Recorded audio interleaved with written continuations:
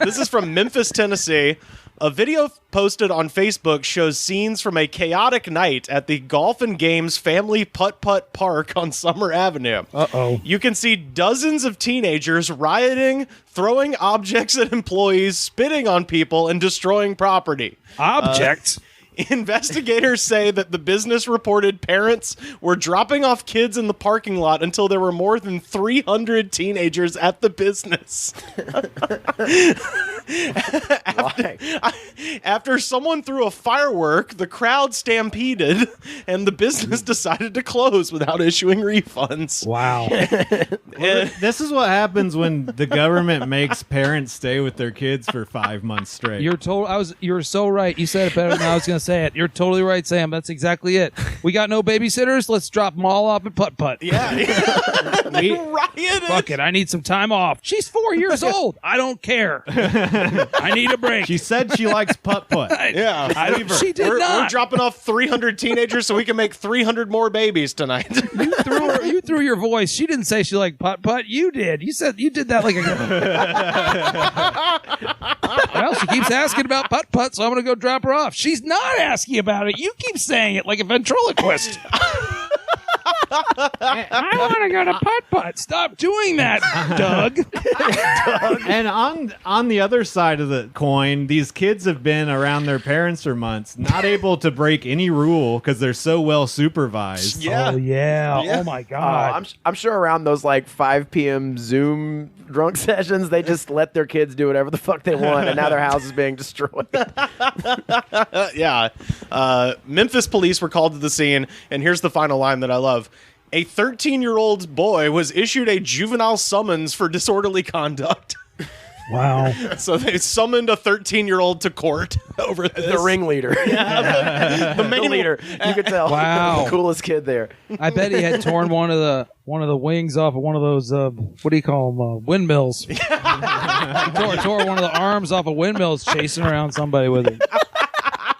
That kid had a pack of cigarettes rolled up in his sleeve. Oh, that kid was cool as hell. No cage can hold me down. When they're like patting him down, he like putting like a bunch of condoms in the thing. Like, his keys to his car. You hadn't heard the last of Timmy McClanahan. He kept hitting me, everybody with that windmill arm going, hole in one, bitch. Hole in one, bitch. I bet that happens at a lot of any kind of thing that's open, basically. People probably try and drop their kids off at. Anything that takes the place of like parenting. It's the Woodstock 99 of Putt-Putt. Yeah. And Fred Durst was there going, give me something to break. I think like the Dave Matthews fan that went to Woodstock 99, I'd like to think there was like one kid that's like, can we just play? Oh my God, you're so right. Yeah. I was that kid too. I was like, when I was young, I was that kid. I'd be like, I want it. Come on, you ruined I'm 2 under par. You ruined the windmill. Guys, it's fun if you try it. Get off the castle. Somebody made that windmill. Someone cared about that windmill. People made that. Guys. As they're pulling down the giant clown head like Saddam Hussein's statue. Well, that happened every sleepover, basically, like at camp, like that happened. You know, and I just wanted to go to bed. Like, I wanted to go to sleep. And everybody ran wild. You know what I mean? Everybody ran wild, took their pants off and stuff. And I was like, just like, come on, it's time to sleep. You know what I mean? Like, the worst thing that ever happened to me was one of the worst. That's definitely not the worst thing, but it's not even one of the worst. It's maybe top 100.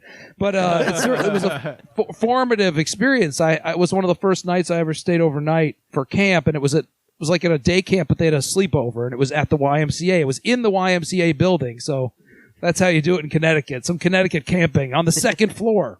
They had a thing where the counselors had this thing, and maybe you guys have heard about it. You're from the South, but in Connecticut, I never heard of it. They said everybody had to jump in the pool and try and fight for a greased watermelon. I have heard of this. I have definitely heard of this. Okay, yeah. It is a thing that has happened, but I had never heard of it, and it did not appeal to me.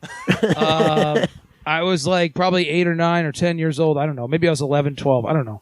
But I went to bed, and everyone else was like fucking Lord of the Flies competing for this fucking greased watermelon. And you know, and I was in hell. I just never want. I was gonna, as soon as I got home, I was gonna say I'm never going to one of these again. And I just remember. This reminds me of like a putt-putt situation. You know what I mean? Like everybody was like, all bets are off. Mom and dad aren't here. This kid, I was in my fucking sleeping bag with it over my face because everyone was running wild. I heard them all running and they're all like eating cheese or whatever they were doing. And Let's eat and this kid pulled my fucking sleeping bag back. He was a man, or a man, boy, a boy man.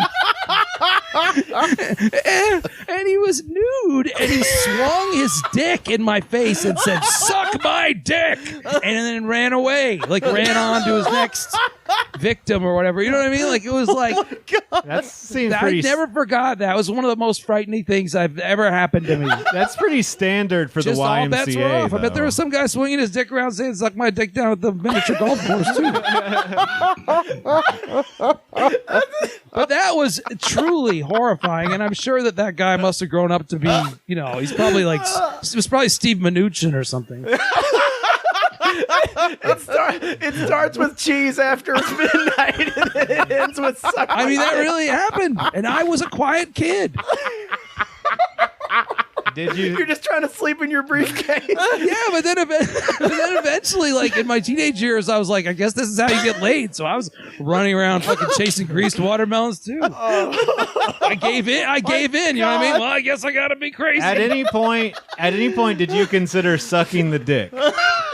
Oh my God. I wasn't even sure. I'm not even sure I knew what it meant. I think I got the general idea since it was about 4 inches from my nose. Going, you know, but I just remember that those nights when kids run wild, it is not fucking pleasant, even for other kids. Oh, yeah. You just want to chill. You're down to sleep. Like, you want to get up, like, we're going to go horseback riding tomorrow. Yeah, it's like Woodstock 99. It was like when the people who wanted to see Sheryl Crow, but there were people yelling, "Show your tits" at Sheryl Crow, and people were like, this is not that kind of show. Yeah, guys, I've never seen Alanis Morissette. I just want to see Alanis. It's like, guys, my parents paid the money to send me here just like yours did. Like, let's just calm down. I like music.